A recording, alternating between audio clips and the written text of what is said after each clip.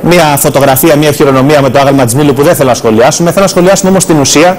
Η ουσία είναι ότι σύμφωνα με το περιοδικό οι Έλληνες είναι οι απατεώνες της ευρωπαϊκής οικογένειας. Αυτή είναι η αίσθηση που υπάρχει στη Γερμανία.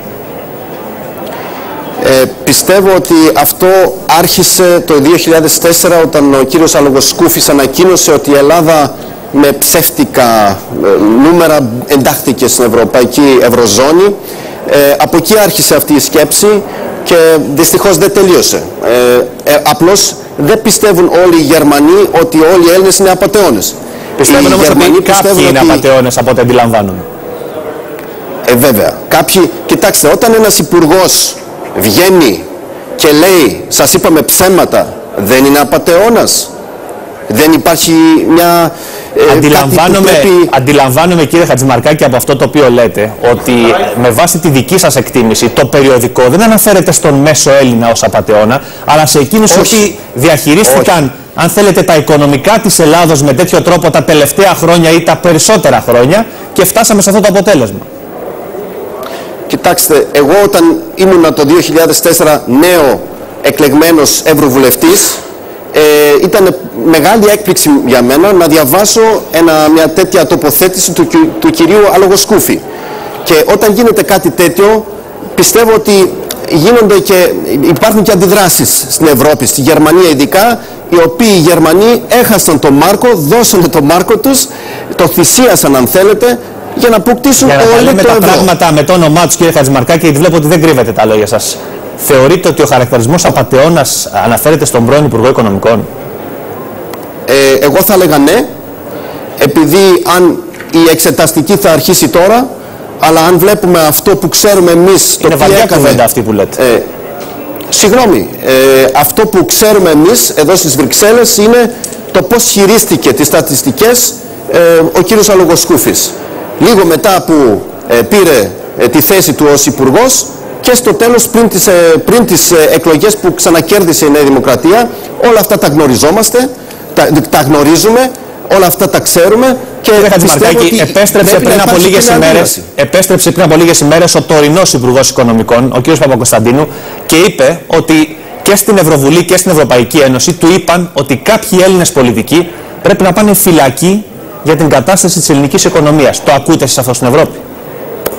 Κοιτάξτε, η εξεταστική είναι το ένα θέμα. Είναι ένα πολιτικό θέμα. Εγώ πιστεύω όμως ότι σε τέτοιο βαρύ θέμα όπως το ευρώ, σταθερότητα του ευρώ, υπάρχει και μια πιο μεγάλη ευθύνη. Δηλαδή, πιστεύω ότι πρέπει να υπάρξει όχι μόνο πολιτική ευθύνη, αλλά και μια τιμωρία. Κάποιος έχει την ευθύνη για αυτά που έγινε. Τιμωρία, για να το πούμε απλά, κύριε Χατζημαρκάκη, εννοείται μια ποινική διαδικασία σε αυτό το θέμα.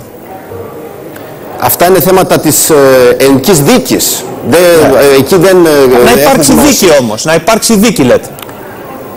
Πιστεύω ότι αυτό είναι το ζήτημα το οποίο πρέπει να συζητηθεί τώρα, ναι. Μάλιστα. Θέλω να σας πω σε αυτό το περίφημο δάνειο το οποίο συζητάμε εδώ στην Ελλάδα και το συζητάτε και εσείς στο εξωτερικό, το περίφημο δάνειο των 25 δισεκατομμυρίων ευρώ. Διαψεύδει η γερμανική κυβέρνηση όχι τόσο το δάνειο το ίδιο, αλλά το ποσό. Θέλω να πείτε ποιες είναι οι δικές σας πληροφορίες, αν υπάρχει θέμα δανείου και αν αυτό το δάνειο πραγματικά φτάνει τα 25 δισεκατομμύρια.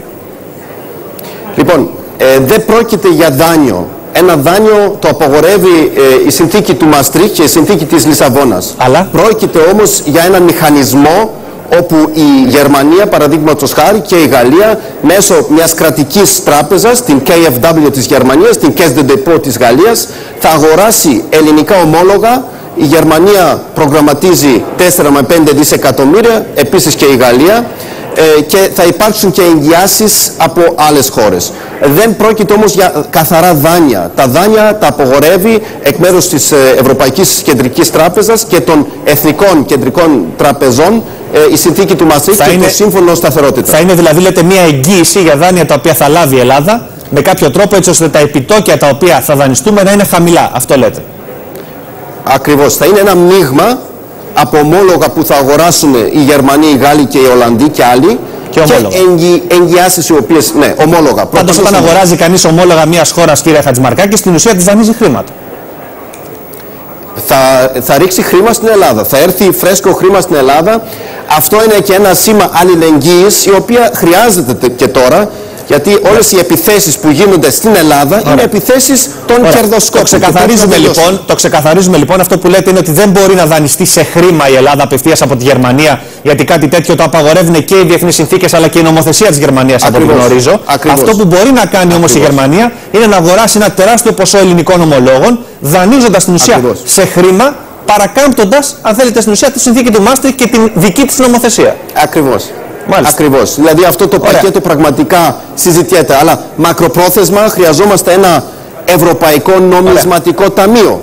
Αυτό είναι άλλο θέμα και τι θα δώσει η Ελλάδα, κύριε Χατζημαρκάκη, τι θα δώσει για να πάρει αυτά τα χρήματα, γιατί γίνεται μεγάλη κουβέντα για τα μέτρα εδώ στην Ελλάδα. Δεν το συζητάμε πλέον για το ΦΠΑ, είναι ένα μέτρο το οποίο όλα δείχνουν ότι θα ληφθεί. Η μεγάλη συζήτηση και η υποτιθέμενη κόκκινη γραμμή της κυβέρνησης είναι αν θα περικοπεί ή θα κοπεί τελείως ο 14ος μισθός. Εσείς τι πιστεύετε θα συμβεί? Κοιτάξτε, η Ελλάδα έχει τώρα λίγες εβδομάδες μέχρι 16 Μαρτίου για να υλοποιήσει, για να εφαρμόσει το πρόγραμμα σταθερότητας. Ναι. Όλα αυτά τα μέτρα που τα ανέφερε η κυβέρνηση μετράνε. Ναι. Και οι Ευρωπαίοι, η ομάδα ήρθε από χθες στην Αθήνα, θέλουν να δουν την υλοποίηση. Ναι. Αν αρχίσει η υλοποίηση θα δοθεί και η βοήθεια. Θα ζητήσουν επιτακτικά το κόψιμο του 14ου μισθού. Τι εκτιμάτε εσείς? Πιστεύω ότι είναι ένα από τα πιθανά μέτρα. Δεν είναι σίγουρο, αλλά είναι ένα από τα πιθανά μέτρα. Δεν πιστεύω όμως ότι πέραν από τα μέτρα που ήδη ανακοίνωσε η κυβέρνηση θα υπάρξουν και άλλα μέχρι 16 Μαρτίου, αν υλοποιηθούν. Πριν από λίγο, κύριε Χατζημαρκάκη, για να κλείσουμε, είχαμε την υποβάθμιση των 4 μεγαλύτερων ελληνικών τραπεζών. Η υποβάθμιση από τον Νίκο Φίτς. Θέλω να ρωτήσω αν υπάρχει ζήτημα και συζήτηση στο εξωτερικό ως προς την πιστοληπτική ικανότητα των ελληνικών τραπεζών, ως προς τα οικονομικά τους και την κατάστασή τους. Πιστεύω ότι οι επιθέσεις γίνονται τώρα όχι μόνο για να τραυματίσουν την Ελλάδα, αλλά ολόκληρο το ευρώ. Μάλιστα. Άρα πρέπει αυτό το πακέτο αμέσως να λειτουργήσει και η προϋπόθεση είναι βέβαια η υλοποίηση των μέτρων. Και πιστεύω ότι από εκεί και πέρα θα αναβαθμίσουν και οι ελληνικές τράπεζες. Μακάρι να συμβεί αυτό. Θέλω να σας ευχαριστήσω πάρα πολύ και καλό σας απόγευμα.